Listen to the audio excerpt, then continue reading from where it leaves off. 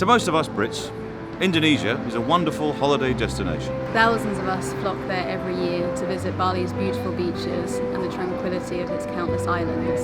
But what most of us don't know is that every year, thousands of dogs, just like my friend here, are cruelly killed and eaten in Indonesia. Most are taken from the streets, stray dogs, or from people's homes, families, pets. It's only a tiny minority of Indonesians that take part in this trade, but it undermines that nation's reputations for kindness, gentleness and respect.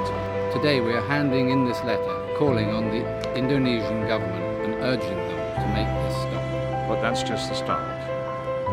What we need is your support. We need you to sign a petition. Hundreds of thousands of people from around the world and in Indonesia have signed the petition. The more people that sign, the more the Indonesian government will have to sit up and take notice.